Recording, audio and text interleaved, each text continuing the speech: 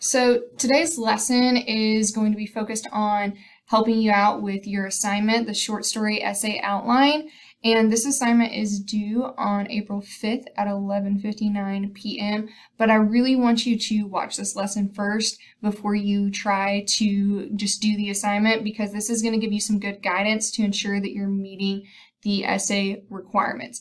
Before you even watch this video and start on your outline, I want you to pause and go and check the feedback that I gave you on your thesis statement and topic sentences. If you don't know how to do that, I'm going to show you right now.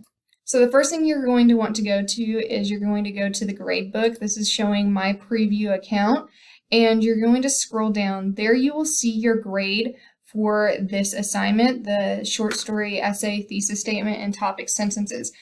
If you submit it and you submit your thesis statement and your topic sentences in the discussion board, you're going to get a 20 out of 20 no matter what. Even if it's like the worst thesis statement and topic sentences that I've ever read.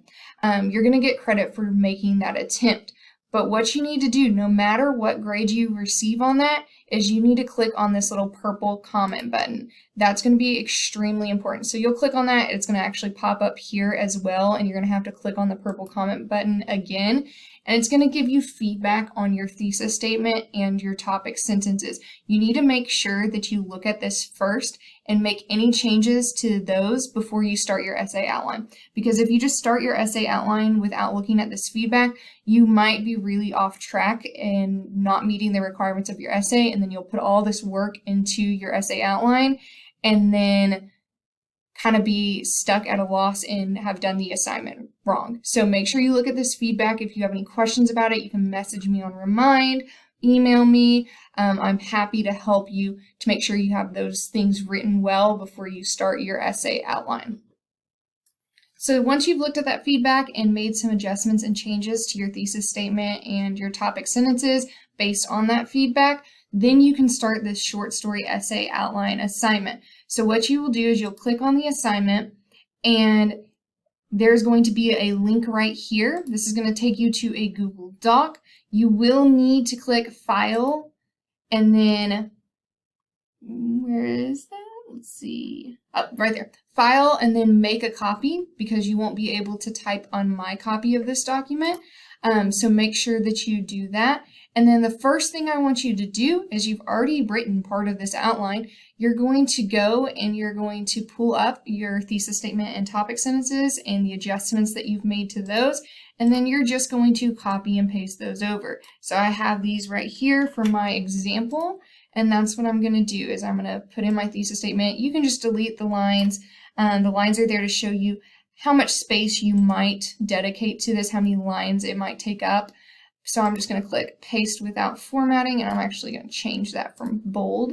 So I'm going to put my thesis statement in right there, and I'm going to do the same thing real quick with my topic sentences as well. I'll pause and plug those in so you don't have to watch me do that. All right, so now you'll see that I have gone ahead and I have done that. I have plugged in each of my topic sentences as well as my thesis statement. And oh, there's my third topic sentence. So I'm going to go ahead and go up to where my first topic sentence has been plugged in. So as far as working on your outline, I would actually hold off on doing the rest of the introduction other than your thesis statement until after you've done your body paragraphs, because that'll kind of help guide how you want to set up your essay. So save your introduction and your conclusion until after you've done those body paragraphs right here. So what I'm going to be doing then is I'm going to be looking at building my body paragraphs right here. And so here's my thesis statement. I'm going to read it real quick. In Jesus Shaves, David Sedaris reveals the importance of seeing the world through the eyes of others with his use of word choice, characterization, and plot development. And then that'll lead me to my topic sentence, my first body paragraph. So my sentence is going to start out, my body paragraph is going to start out, Sedaris' intentional word choice and breaking of grammar rules reveals the struggle amongst the characters to communicate due to varying backgrounds. And so what I'm going to do now is, after that, I am going to introduce or lead up to my first example that I'm going to include in my text. Now, I might actually skip this part and go ahead and put my example in first and then work on my lead up. And so in fact, that's what I'm going to do right here. So my first example is going to be coming from page 380 in the textbook, and it's going to be, let me find it real quick. All right. He called himself Jesus, and then he be die one day on 2 morsels of lumber. So I'm going to go ahead and put that in right quick here and put it where I have example number 1. If you'll just pause, well, I'm going to pause and then it'll be there magically for you. So there I've gone ahead and plugged in my example, but I've got to do some things to it, and I've got to check a couple of things first. So I'm going to bring you to this slide right here, which is rules and questions to ask yourself when incorporating evidence. The first question you need to ask yourself is the evidence from a credible source. So all the evidence that you're going to include in your essay is you're only going to be using the short story, which is a credible source. So easy. Already checked that one off. Then we need to ask ourselves, does this evidence help prove my thesis statement? And so what I'm going to do is I'm going to go back to my outline, read my evidence real quick again. He called himself Jesus, and then he be die one day on 2 morsels of lumber. So I'm going to ask myself is, will I be able to tie this back to my thesis statement, the main claim of my thesis statement right here, that David Sedaris reveals the importance of seeing the world through the eyes of others. And so I need to ask myself, right now, as its own, it doesn't do that yet, but I'm going to ensure that it does as I add in some more information and type out some more to my outline. So we will be doing that. The next thing that we need to ask ourselves is, does the evidence I'm including in this body paragraph support its topic sentence? So if I look right here, my topic sentence is Sedaris's intentional word choice and breaking of grammar rules reveals the struggle amongst the characters to communicate due to varying backgrounds. So it does achieve that purpose right there because it is the breaking of grammar rules and the intentional word choice, as we see morsels of lumber is used in order to describe the cross that Jesus died on. So I am achieving that, which is definitely a good thing. The next thing I have to ask myself is, let me pull that up. We're actually going to skip 4 and we're going to come back to that one. I'm going to ask myself, have I properly introduced the evidence? So as it is right now, where I just have the line of text standing by itself, that's not enough. We can't just copy and paste that in. We have to introduce it using our own words. And so I'm going to show you how to do that some varying ways. Let me find that.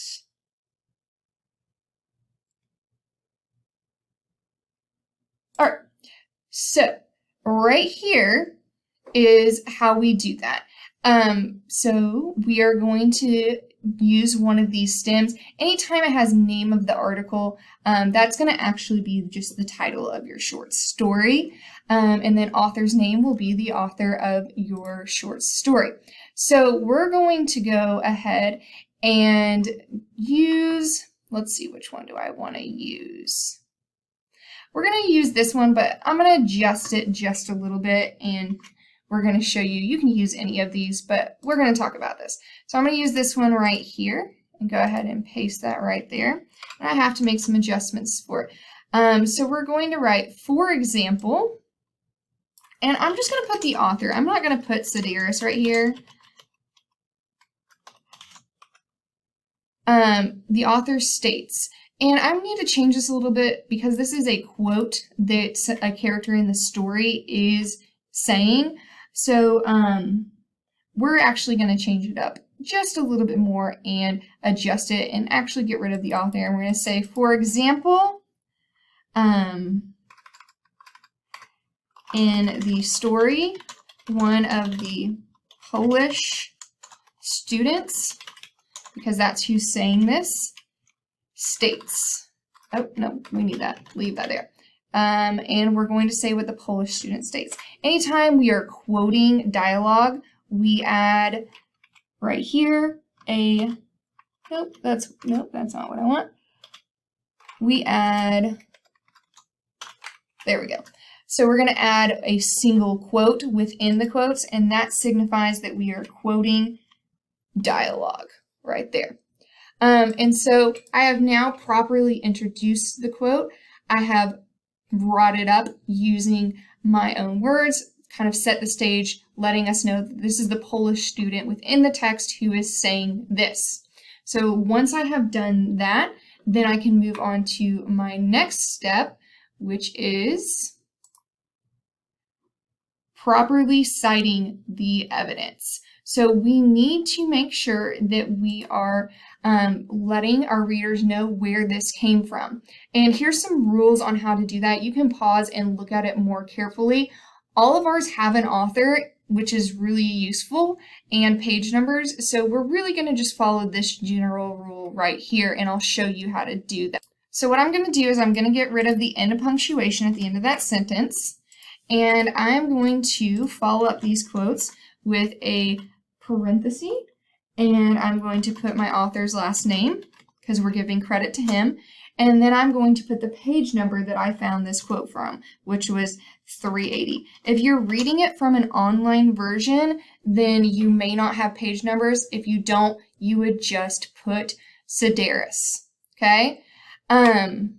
Now, one other way that you would do this is if I mention the author's name in the lead up, then I don't have to include Sedaris. So if I change this to, for example,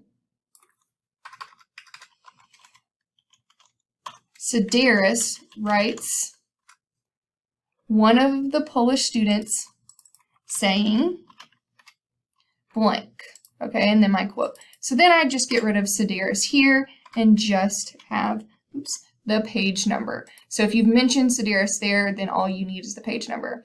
And once you've established that you've mentioned Sedaris the first time, every other time, all you need is the page number for that, which we might talk about this more some later. I'm going to go back because I liked how I wrote it the first time.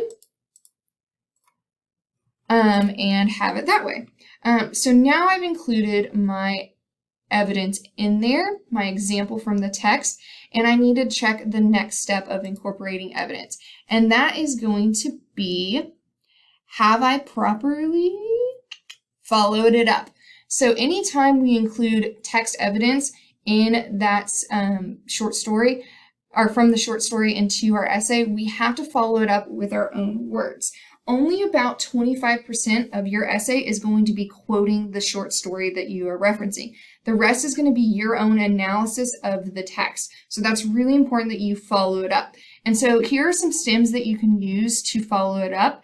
And this can get you started. You don't have to use these, but this might help you. So we are going to follow it up and make a connection back to our thesis statement and our topic sentence as well. So now we need to include some explanation right here in order to do that. So what we're going to do is use one of those, and we're going to use this demonstrates. Okay, so we're going to use this demonstrates, and we're going to say this demonstrates that the characters are struggling to communicate with each other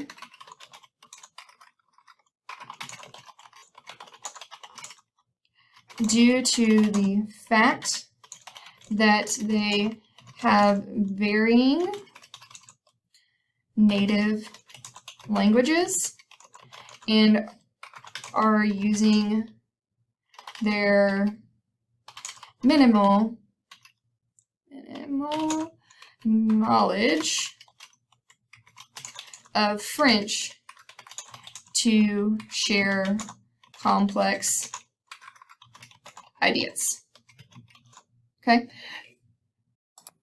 So now that I've included the example and the explanation, I'm going to go back to example setup.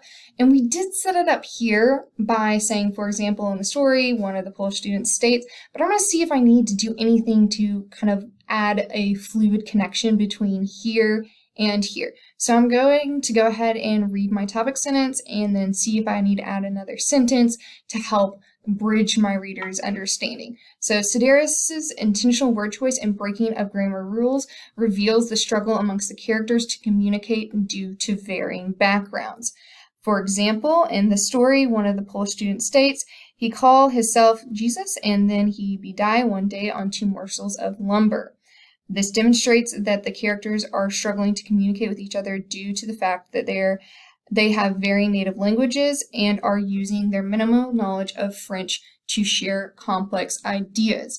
Okay, so right there, let's look and make sure that I'm tying this all back to the thesis statement, because that does flow really well. So I might not need this. I might have already set it up well and I could delete this part.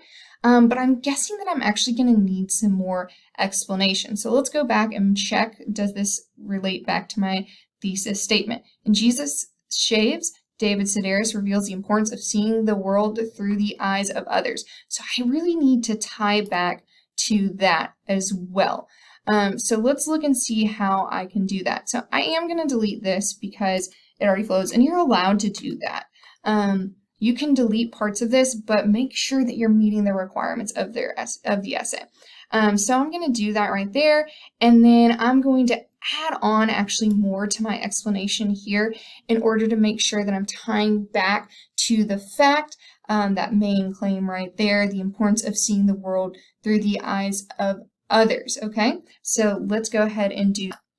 So I am going to add on to that, and I'm going to write, this reveals the theme that one must be intentional when communicating with someone different than them to ensure understanding. So this reveals, let me make some changes. The theme that one must be intentional when communicating with someone different than them to ensure understanding. Sedaris's characters were attempting this, but they were not successful.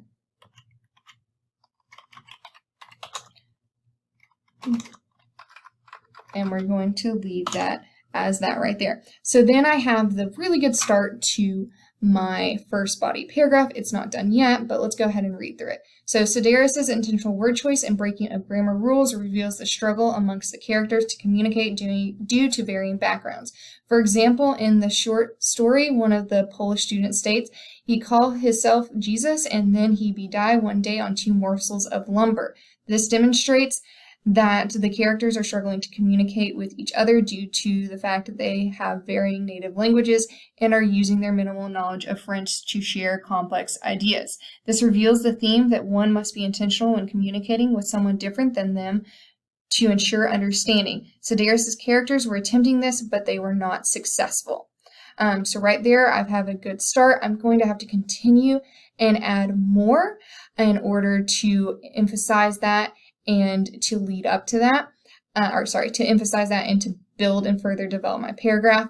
But that's what you do when you add in a second example, an explanation.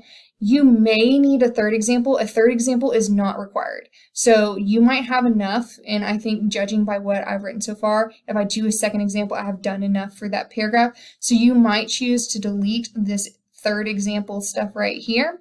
But no matter what, you are going to need a closing sentence. Okay, that's where you're going to wrap up the entire, I'm actually going to change this right here. This is where you're going to wrap up all ideas discussed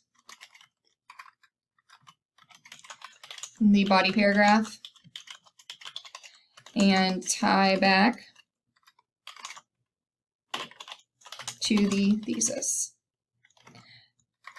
So that is what you're going to do there, and then you would do the same thing over again with your body paragraphs. If you fill all of this out, you will have essentially written your rough draft. You'll be turning this in and getting feedback from me in order to further build and develop your essay before you turn it in your final draft. So definitely put as much work into this outline as possible. Make sure that you're using these kind of rules and examples that I've given you in order to ensure you're meeting all the requirements. And like I said, the more work you put into this essay outline, the easier it's going to be to finalize your draft and have a good final draft to submit. And that provides me with more information to give you feedback on and help you with. So definitely be sure to be putting a lot of effort into this essay outline, but this hopefully will kind of give you some guidance as to how to get started on that and what to do. So good luck with writing, and I'm excited to read your outlines.